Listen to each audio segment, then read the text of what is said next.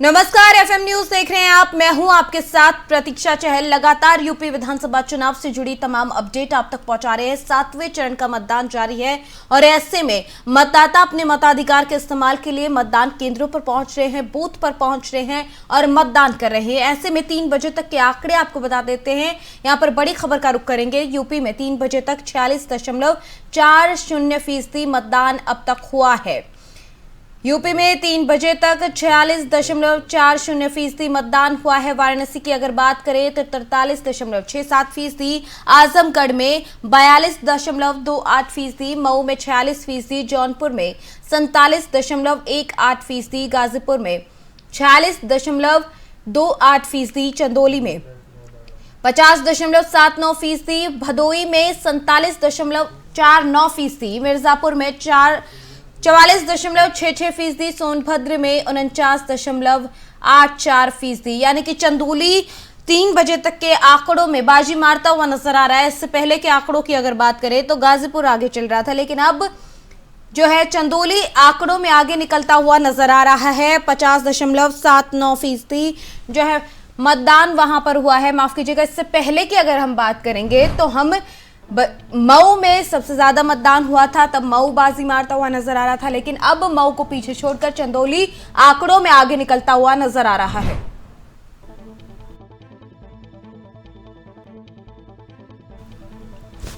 बड़ी खबर, अहम जानकारी फीसद आपको बता रहे 3 बजे तक कितने फीसदी मतदान कहां पर हुआ है।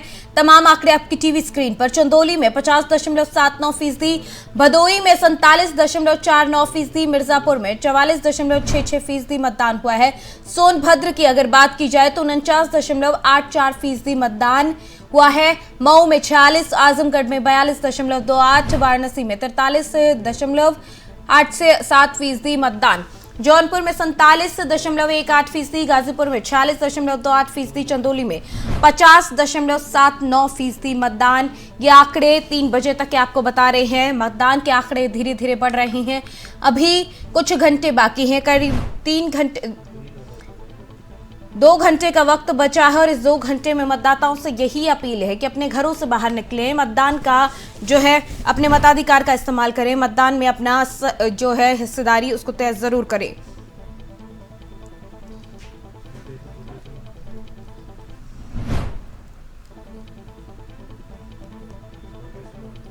तो 3 बजे तक के आंकड़े आपकी टीवी स्क्रीन पर। भदोई से 47.49%, मिर्जापुर में 44.66% मतदान। ये मतदान के आंकड़े 3 बजे तक के हम आपको बता रहे हैं। 6 बजे तक मतदान होगा और ऐसे में मतदान करने के लिए, मताधिकार के इस्तेमाल के लिए लोग मतदान केंद्रों पर पहुंच रहे हैं। ज्यादा से ज्यादा संख्या में मतदान उनकी तरफ से वहां पर किया जा रहा है। बड़ी खबर, अहम जानकारी आपको बता रहे हैं।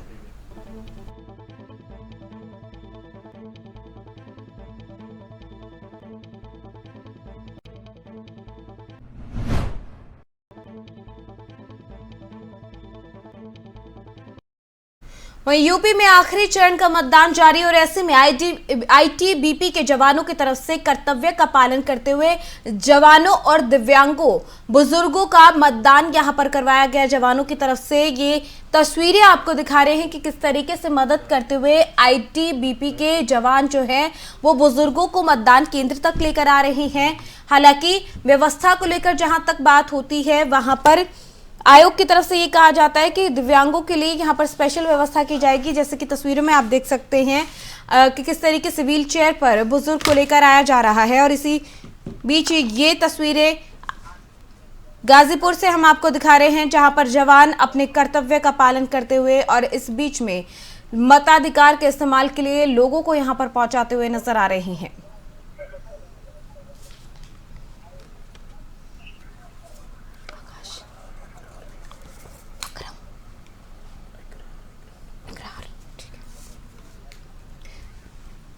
तो तस्वीरें अलग अलग जगहों से लगातार आपको सुबह से हम दिखा रहे हैं कि किस तरीके से मतदान केंद्रों से तस्वीरें आ रही है। इस बीच में गाजीपुर में किस तरीके के हालात है, इसी की ज्यादा जानकारी के लिए हमारे सहयोगी इकरार खान के पास चलते हैं, जो कि लाइव हमारे साथ यहाँ पर जुड़ गए। इकरार, गाजीपुर में जिस तरीके से तस्वीरें सामने आ रही थी सुबह में, क्या तस्वीरें कुछ बदली हैं? क्या लोगों की अब वहां पर भीड़ नजर आ रही है बूथों पर? किस तरीके से बूथ पर नजारा नजर आ रहा है? बता देना चाहता हूँ, गाजीपुर में जब सुबह 7 बजे पोलिंग चालू हुई तो लोग वोट देने के लिए लंबी लंबी लाइनें लगी, लेकिन दोपहर का समय जैसे आया थोड़ा सा वोट का देने का प्रक्रिया थोड़ा सा धीमा हुआ, लेकिन जैसे ही 4 बजा उसके बाद लोगों की फिर उसी तरह पोलिंग बूथों पे भीड़ लगने लगी है। और हमें एक चीज बता दें कि गाजीपुर में अब तक 46% कुछ पॉइंट में मतदान हो चुका है। जी, गाजीपुर की विधानसभा सीटों की बात करें तो 7 विधानसभा सीटें वहां पर है। किस तरीके के समीकरण बनते हुए नजर आ रहे हैं? जी बता देना चाहता हूँ, गाजीपुर के 7 विधानसभाएं जिसमें 7 कहीं न कहीं समाजवादी पार्टी और भारतीय जनता पार्टी का सीधा टक्कर दिखाई जा रहा है। कहीं एक दो ऐसी विधानसभाएं जहां बहुजन समाज पार्टी भी बहुत मजबूती से चुनाव लड़ रही है। जी, क्या ये कह सकते हैं कि कहीं पूर्वांचल में बसपा एक झटका ना दे दे तमाम पार्टियों को, क्योंकि उम्मीद यहाँ पर यही है कि ठीक है जो मुकाबला है वो बीजेपी सपा के बीच में है, लेकिन क्या ऐसी भी बातें सामने आ रही है, क्या कहीं बसपा यहाँ पर झटका देती हुई नजर ना आ जाए? जी बताया जाए तो कहीं बहुत चौंकाने वाली बात नहीं है। सही बात है कि कहीं न कहीं बसपा एकदम साइलेंट मोड अपना काम कर रही है और बसपा ने अपने प्रत्याशी उतारने में कोई भी ऐसी गलती नहीं की जिससे ये लगे कि बसपा का प्रत्याशी दयनीय है, कमजोर है। लेकिन कहीं न कहीं 10 तारीख को ये भी पता चलेगा कि बसपा भी कहीं न कहीं अपने आप को स्थापित करने में मजबूत तौर पर दिखेगी। जी, इकरार अगर जैसे बात की जाए जखनिया जो विधानसभा सीट है उस पे अभी सुहेलदेव जो पार्टी है उसके विधायक हैं, तो आगे ऐसे में वहां पर किस तरीके के समीकरण बनते हुए नजर आ रहे हैं? ये बता देना चाहता हूँ, विधानसभा के जो प्रत्याशी बेदीराम समाजवादी पार्टी और भारतीय समाज पार्टी यानी सुहेलदेव पार्टी में जो गठबंधन प्रत्याशी जब वो शुरू में वो जौनपुर रहने वाले हैं, जब वो गाजीपुर में आए तो उनका बहुत विरोध हुआ जखनिया विधानसभा में। लेकिन फिर धीरे धीरे पब्लिक को अपने आप को मोबिलाइज कर लिया, पब्लिक को समझा लिए और कहीं न कहीं जखनिया में विधानसभा में समाजवादी पार्टी के जो गठबंधन प्रत्याशी बेदीराम उनसे और भारतीय जनता पार्टी के रामराज बनवासी हैं। जी जी, लगता है इकरार से यहाँ पर संपर्क टूट गया है। दोबारा कोशिश करेंगे उनसे जुड़ने की, यहाँ पर तमाम अपडेट लेने की। इस बीच में आपको बता दें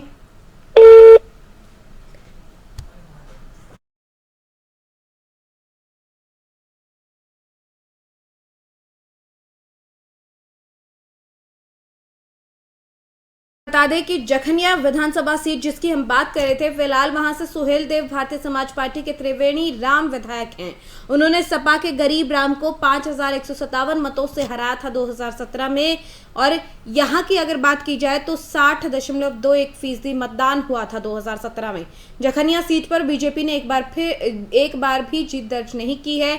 यहाँ पर भी जब भी चुनावी भिड़ंत हुई तो बसपा और सपा के बीच में ही हुई है। इस बार के चुनाव में यहाँ पर बीजेपी ने रामराज वनवासी को, सपा ने बेबीराम, बसपा ने विजय कुमार और कांग्रेस ने सुनील राम को प्रत्याशी बनाया है। इकरार, आवाज मिल पा रही है आपको मेरी? जी जी जी जी, तो लगातार इकरार हमारे साथ यहाँ पर गाजीपुर से जुड़े हुए हैं। इकरार, जिस तरीके से हम समझने की कोशिश कर रहे थे जखनिया विधानसभा सीट की, क्योंकि जिस तरीके से वहां पर बीजेपी एक बार भी नहीं जीत पाई है, तो क्या अब की बार तस्वीर कुछ और बदल सकती है? जी बताया जाता चाहते हैं कि जब से जखनिया विधानसभा गठन हुआ है तब से आज तक भी भारतीय जनता पार्टी का कभी कमल जखनिया विधानसभा में खिला नहीं है। कहीं बसपा कभी समाजवादी पार्टी, लेकिन इस बार भारतीय जनता पार्टी से गठबंधन करके सुहेलदेव के पार्टी के त्रिवेणी राम विधायक वहाँ प्रत्याशी बन के आए। जून 2017 में उन्होंने चुनाव जीता। उसके बाद एक कह लीजिए कि छड़ी की निगाह सुहेलदेव पार्टी का एक खाता खोला, जिससे जोराबाद सोमप्रकाश राजभर को पहली बार विधायक बनाया गया और वही जखनिया से त्रिवेणी राम विधायक बन 2017 में। लेकिन इस बार समीकरण कुछ उल्टा है और कहीं न कहीं देखने वाली बात है कि भारतीय जनता पार्टी कितने दमदारी से क्या लड़ती है और क्या जखनिया में इस बार पूरी रिकॉर्ड तोड़ पाएगी। लेकिन की और मैं आपको बता देना चाहता हूँ कि जखनिया से एक कांग्रेस प्रत्याशी सुनील राम जो कांग्रेस के जिला अध्यक्ष भी गाजीपुर के हैं, कहीं न कहीं जखनिया में प्रियंका गांधी को 5 मार्च को प्रियंका गांधी का भी प्रोग्राम लगा। इसलिए कहीं न कहीं सुनील राम कह लीजिए, कांग्रेस भी अपने आप को वहाँ बहुत मजबूती से देख रही है, मजबूती से अपने आप को मान रही है। जी जी, अगर इकरार सैदपुर की बात करें तो सैदपुर में फिलहाल सपा के विधायक हैं, वहीं बीजेपी दूसरे नंबर पर वहां रही थी पिछली बार। अब वहां किस तरीके से जो समीकरण है वो बन रहे हैं, जो प्रत्याशी हैं उनके बीच में, जिस तरीके से आपने वहां पर मतदाताओं से बात की होगी, तो कैसे समीकरण निकल कर सामने आ रहे हैं? जी, बता देना चाहते हैं कि सैदपुर विधानसभा के ऊपर रही बात, तो सैदपुर विधानसभा की जब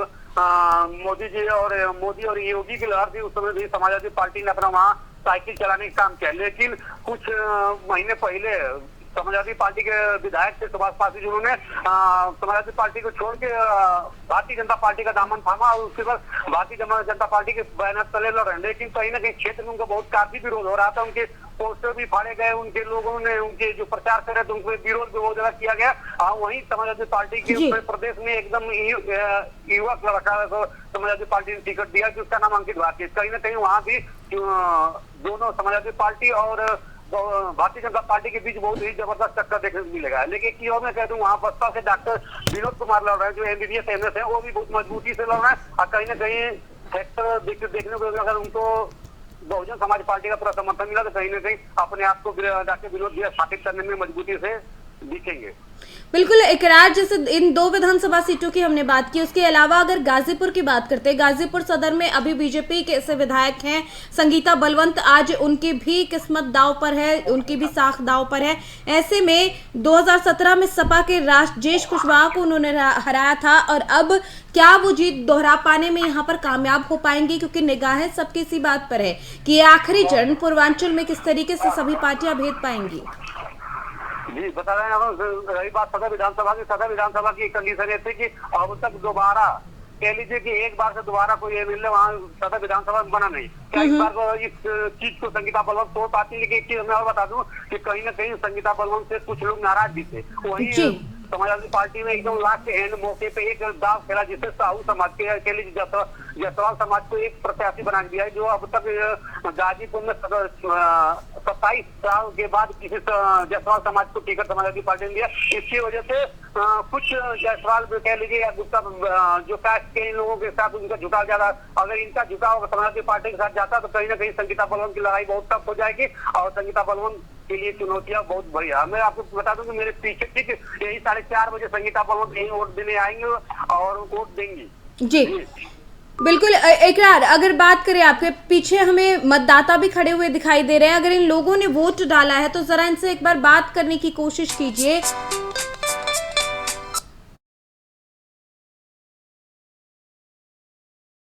मिल पा रही है आपको मेरी?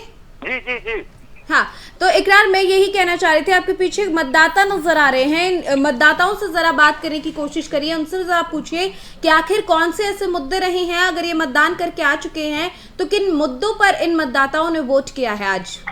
जी, हमारे साथ कुछ हमारे पीछे कुछ लोग खड़े हैं, इनसे हम बात करेंगे कि आखिर में इन्होंने किस मुद्दे पर वोट दिया है और दिया है तो किनको दिया, क्यों दिया। भैया क्या नाम भैया आपका? आपने वोट किया? क्या आपका मेन मुद्दा क्या था? विकास चाहिए। विकास चाहिए तो सभी पार्टियां दावा कर रही है कि हमने बहुत विकास किया। सभी पार्टी को देने का मतलब नहीं है ना, जो विकास असल में करे उसको देने का मतलब है। हमें विकास चाहिए, रोजगार चाहिए, पढ़ाई चाहिए, अच्छी बिजली चाहिए, सड़क चाहिए, हर एक चीज का हमको सुविधा चाहिए। हमारे साथ और लोग जुड़े, समझाने की कोशिश करेंगे कि आखिर में इन्होंने वोट किया तो क्यों किया, विकास पे किया, जातिवाद पे किया या योगी जी मोदी जी के नाम पे या अखिलेश के नाम पे किया। क्या नाम भैया आपका? जी, मेरा नाम शंभू प्रसाद गुप्ता है। शंभू जी, आपने वोट किया? आपका क्या मुद्दा था, क्यों किस उद्देश्य वोट किया, जिससे आपको? सबसे बड़ी बात सुरक्षा की बात है। हमारी बेटी बहन मतलब ऐसा हो रहा है कि मतलब घर से बाहर निकले तो सुरक्षित निकले, और ये योगी सरकार हम लोगों को बहुत बेहतर सुरक्षा देती। हमारे साथ और लोग जुड़े हैं। क्या नाम भाई आपका? विकास जी, आप भी वोट किए होंगे, आपका भी एक जमीन मुद्दा होगा, आप किस बेस पे किस मुद्दे पे वोट किया? क्या आप? विकास के मुद्दे पे हमने वोट किया है, और जो विकास रुक गया था उस विकास को बरकरार रखने के लिए हमने वोट किया है। यहाँ से वर्तमान विधायक सुनीता सिंह का बहुत दावा कि हमने 5 साल में जो 30 साल में नहीं हुआ उसको मैंने 5 साल में किया, उस पे क्या? देखिए, कहा जाता है कि 30 साल की बात करते हैं तो ये रोड की अगर बात कर लेते हैं तो गड्ढे में था, कहीं बात करते हैं बिजली की तो करीब एक हफ्ते रात, एक हफ्ते दिन आती थी, 8 घंटा वो भी। तो कहीं ना कहीं विकास है, और कहीं ना कहीं देखा जाए तो बात करते हैं कि 8 घंटे की अगर बात करते हैं तो वही अब 22 घंटे और 18 घंटे ग्रामीण क्षेत्रों में, 18 घंटे 22 घंटे शहरी क्षेत्रों में, कहीं ना कहीं विकास के ही पथ पे ये कार्य है। इस बार विकास हावी है या जातिवाद हावी है?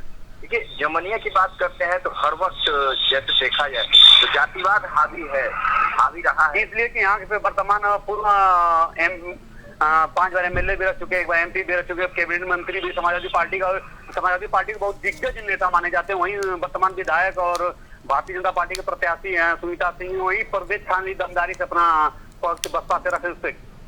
देखिए, बात करते हैं कि परवेज खान की बात कर लिए तो जातिवाद यहाँ पर मुद्दा चल ही रहा है, लेकिन विकास भी लोग देख रहे हैं, विकास को देखते हुए लोग कर रहे हैं। जी, हम लोगों से बात की तो उनसे जाना कि कहीं ना कहीं लोग विकास के भी देखते हैं, कहीं ना कहीं कोई जातिवाद को भी देखा गया है। जी बिल्कुल इकरार। अगर जंगीपुर विधानसभा सीट की बात करें तो वहां पर भी सपा के विधायक हैं, बीजेपी वहां पर भी दूसरे नंबर पर रही थी। इस बार कितने बदलाव की उम्मीद की जा रही है? क्या कांग्रेस यहां पर टक्कर में है कहीं, या फिर यहां पर अब की बार भी इन्हीं दो पार्टियों के बीच में मुकाबला रहता हुआ दिखाई दे रहा है? जी, बता देना चाहता हूं कि जंगीपुर विधानसभा में जो परसिमन है, जब से परसिमन हुआ 2010 में विधानसभा का गठन हुआ, उससे तब से एक ही परिवार का बोलबाला रहा है। पहले पूर्व मंत्री स्वर्गीय कैलाश नाथ यादव थे, उसके बाद उनकी वाइफ किस्मतिया देवी को विधायक बनाया गया, उसके बाद उन्हीं के लड़के को 2017 में विधायक बनाया गया। लेकिन इस बार भी वो समाजवादी पार्टी से ताल ठोक रहे हैं। वहीं पूर्व 2017 में पूर्व में भारतीय जनता पार्टी के प्रत्याशी राम नरेश कुशवाहा थे, जो मात्र 3032 वोटों से हारे थे। इस बार भी भारतीय जनता पार्टी ने उन्हीं के ऊपर अपना विश्वास जताया, उनको फिर से दोबारा मैदान में उतारा। लेकिन कहीं ना कहीं भारतीय जनता पार्टी और समाजवादी पार्टी के बीच में ही जोरदार टक्कर देखने को मिल रही है। जी बिल्कुल इकरार। अगर इसके अलावा एक और सीट जो कि बहुत इम्पोर्टेंट है वो है जहूराबाद की सीट। अगर जहूराबाद की बात करें तो ओपी राजभर से निपटना कितना मुश्किल बीजेपी के लिए यहाँ पर होता हुआ दिखाई दे रहा है? बता देना चाहता हूं कि जहूराबाद की विधानसभा की एक पहले जहूराबाद विधानसभा में ओम प्रकाश राजभर जो भारतीय समाज पार्टी और सोहेल देव के राष्ट्रीय अध्यक्ष हैं, कहीं ना कहीं उनकी सीट फंसी नजर आ रही है। वजह यह था कि पूर्व में सैयदा फातिमा जो पूर्व में समाजवादी पार्टी में मंत्री भी रही हैं, और साथ में उन्होंने एक विकास की बयार बहाई थी जो जहूराबाद में देखने को मिल रही है, जैसे तहसील का शिलान्यास कराना, सीओ ऑफिस की वहाँ स्थापित कराना। कहीं ना कहीं इस बार जब उनको समाजवादी पार्टी से टिकट नहीं मिला, उसके बाद उनको तुरंत उन्होंने भारतीय बहुजन समाज पार्टी का दामन थामा, और उसके बाद बहुजन समाज पार्टी से वो मैदान में आए। लेकिन कहीं ना कहीं वहीं भारतीय जनता पार्टी ने एक गेम प्लान करते हुए वहीं से एक राजभर जो पूर्व में बसपा के 2 बार विधायक रह चुके कालीचरण राजभर को वहीं से प्रत्याशी बना। कहीं ना कहीं वहां त्रिकोणीय लड़ाई देखने को मिल रही है। हालांकि ओम प्रकाश राजभर और सैयदा फातिमा की आमने सामने बहुत जबरदस्त टक्कर देखने को मिलेगी। जी। और पिछली बार भी बसपा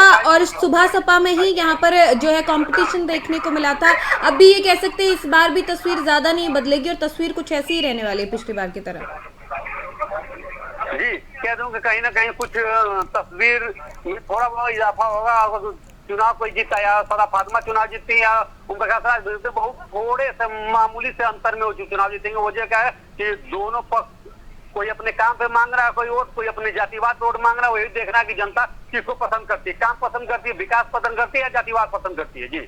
जी। और मोहम्मदाबाद की सीट की बात करें तो वहां पर भी पिछली बार बीजेपी और बसपा के बीच में कंपटीशन देखने को मिला था। अब कितनी तस्वीर बदलती हुई वहां की नजर आ रही है? बता दें कि मोहम्मदाबाद में 2 सम्मान की टक्कर देखा जा रहा है कि भारतीय जनता पार्टी से जो पूर्व में वर्तमान विधायक और भारतीय जनता पार्टी के प्रत्याशी हैं अलका राय जी, वही समाजवादी पार्टी से हैं शोएब अंसारी जो मुख्तार अंसारी के बड़े भाई सिफुल्लाह अंसारी उनके बड़े लड़के हैं, जिनको समाजवादी पार्टी ने एन वक्त पे टिकट देकर उनको मैदान में उतारा। कहीं न कहीं मोहम्मदाबाद में भी समाजवादी पार्टी और भारतीय जनता पार्टी के बीच टक्कर देखने को मिल रही है। जी इकरार। अगर बात करें, ठीक है, हम तमाम सीटों को लेकर यहाँ पर चर्चा कर रहे हैं, लेकिन अगर बात अभी जिस बूथ पर आप खड़े हैं वहाँ व्यवस्थाओं की करते हैं कि वहाँ पर किस तरीके की व्यवस्थाएं देखने को मिल रही है?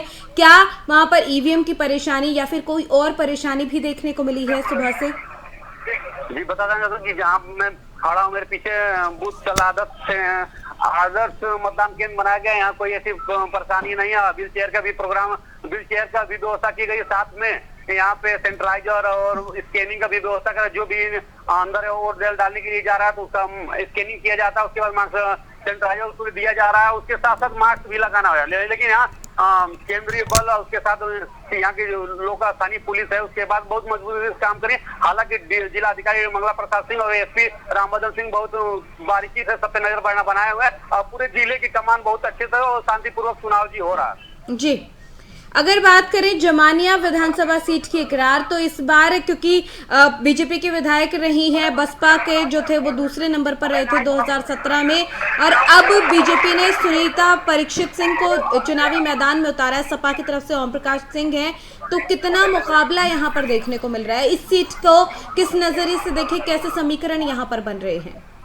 जी, बता रहे जमनिया विधानसभा की फिर कोई लड़ाई देखी जा रही। कहीं ना कहीं भारतीय जनता पार्टी के वर्तमान विधायक और वर्तमान प्रत्याशी भारतीय जनता पार्टी ने सुनीता सिंह पे अपना विश्वास जताया। वहीं समाजवादी पार्टी के पूर्व मंत्री अपने को दिग्गज माने जाते हैं। समाजवादी पार्टी में एक उनका सुख रहा है, उनको भी समाजवादी पार्टी ने ही जमनिया से विधानसभा से टिकट दिया। वहीं बसपा से परवेज खान आए जो साल हो गए। कहीं ना कहीं यहाँ जमनिया में त्रिकोणीय लड़ाई देखने को मिली। अब यही देखना है कि किसके नसीब में जमनिया विधानसभा के एमएलए बनना तय है। जी बिल्कुल, ये तो नज़र सबकी रहेगी कि 10 मार्च में आखिर कौन सी सीट पर कौन बाजी मारने में कामयाब होता है और पिछले चुनाव से इस बार तस्वीर कितनी बदलती है। अगर व्यवस्था की बात कर ली, जिससे आपने बताया कि तमाम व्यवस्था वहां पर की गई है, तस्वीरें भी देखने को मिली थी गाजीपुर के कुछ और बूथ की, जहां पर जो बुजुर्ग हैं, दिव्यांग हैं, वो पहुंच रहे थे, अपने मताधिकार का इस्तेमाल कर रहे थे। वहां पर सबसे ज्यादा कौन से वोटर्स में उत्साह देखने को मिला है? महिला वोटर्स में, नए जो युवा वोटर्स हैं जो पहली बार वोट करने आए, किन में सबसे ज्यादा उत्साह देखने को मिला वहां पर? जी, बता रहे हैं तो कहीं ना कहीं जो नए युवा है जिसको पहली बार वोट देना, उनको में बहुत काफी उत्साह था। और कुछ लोगों के दिल दिमाग में मुझे बदलाव चाहिए, कुछ लोगों को मुझे रोजगार के उद्देश्य से हम वोट देंगे। और कहीं ना कहीं महिलाओं का भी वोट देने में बहुत चढ़ बढ़ के रोल रहा है। कहीं ना कल शाम को जिलाधिकारी मंगला प्रसाद ने और एसपी रामबदन सिंह ने पूरे जनपद वासियों से अपील की थी कि आप जो वोट का प्रतिशत बढ़ाएं, ज्यादा से ज्यादा संख्या वोट दें और उसको सफल बनाए।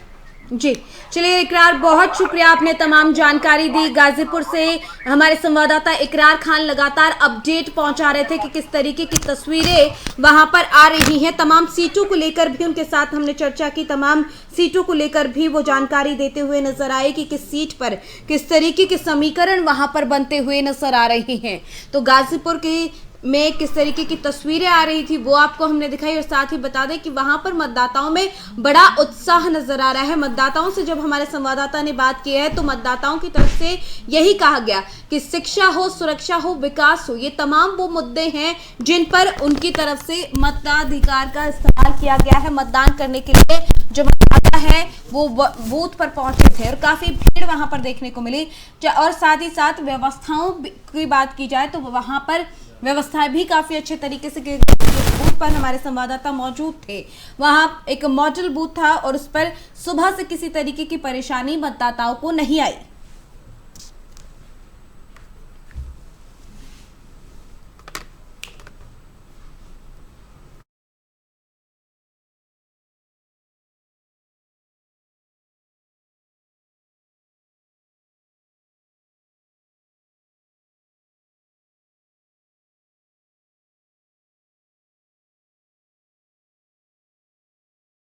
चलिए आगे बढ़ेंगे। यूपी में 7वें और आखिरी चरण के लिए मतदान हो रहा है। यूपी के 9 जिलों की 54 विधानसभा सीटों पर फिलहाल मतदान जारी है। आजमगढ़ में एक बुजुर्ग अपने परिवार को ठेले पर लेकर मतदान करने के लिए पहुंचे। तस्वीरें अपने आप में खास भी, हैरान करने वाली भी, और साथ ही इस बात का एहसास कराने वाली कि लोग अपने मत के अधिकार के इस्तेमाल के को कितना इम्पोर्टेंट समझते हैं, इस लोकतंत्र के पर्व में हिस्सा बनने को अपनी कितनी बड़ी जिम्मेदारी समझते हैं। देखिए तस्वीरों में आप ये देखकर हैरान हो जाएंगे कि आखिर ये बुजुर्ग इस उम्र में भी वोट करने के लिए खुद तो पहुंच ही रहा है, परिवार की जो महिलाएं हैं उनको भी ठेले पर बिठाकर मतदान के लिए पहुंचा है। ये तस्वीरें अपने आप में खास हैं और ये एहसास विश्वास कराती हैं उन लोगों को जो कि बैठ के राजनीतिक पार्टियों के तमाम मुद्दों को लेकर बहस जरूर करते हैं, लेकिन जब लोकतंत्र के पर्व में हिस्सा बनने का मौका आता है, जब वोट करने का मौका आता है, वो वोट करने नहीं पहुंचते। और ये तस्वीरें उन्हीं के लिए एक सबक की तरह है कि इस उम्र में भी ये बुजुर्ग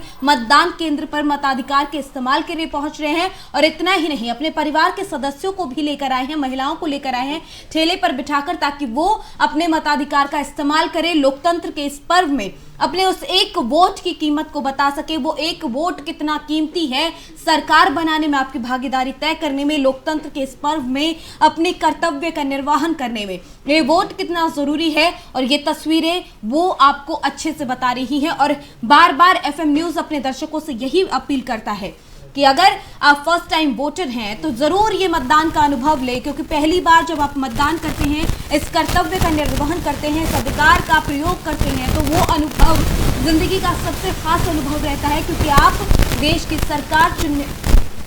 की सरकार में या फिर राज्य की सरकार चुनने में अपनी भागीदारी को तय करते हैं। इसलिए बहुत जरूरी है कि अपनी भागीदारी को तय करें, लोकतंत्र के इस पर्व का हिस्सा जरूर बने। और दूसरे भी वोटर्स, लगातार हम बार बार यही अपील कर रहे हैं कि अपने घरों से बाहर निकले। कुछ घंटे का वक्त बचा है, बहुत कम वक्त अब बचा है।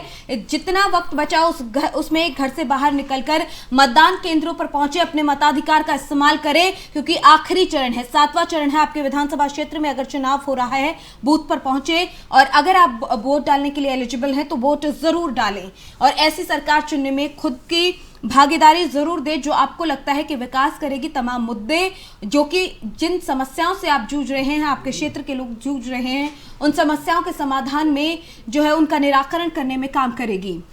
और इसके लिए बहुत जरूरी है कि आप वोट डालने पहुंचे।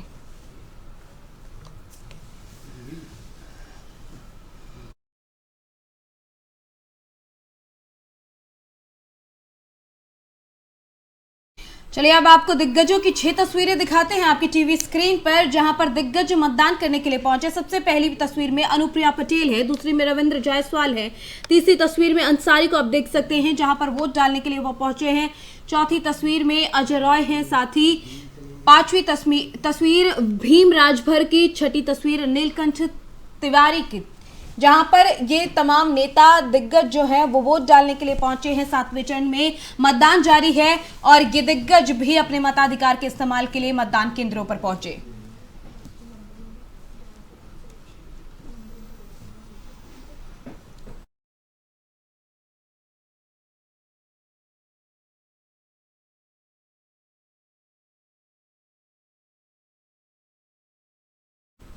चलिए फिलहाल इस बुलेटिन में मेरे साथ इतना ही, लेकिन यूपी चुनाव से जुड़ी तमाम अपडेट लगातार दिन भर हम आप तक पहुंचा रहे हैं, तो कहीं जाइएगा मत, बने रहिए FM न्यूज के साथ। नमस्कार।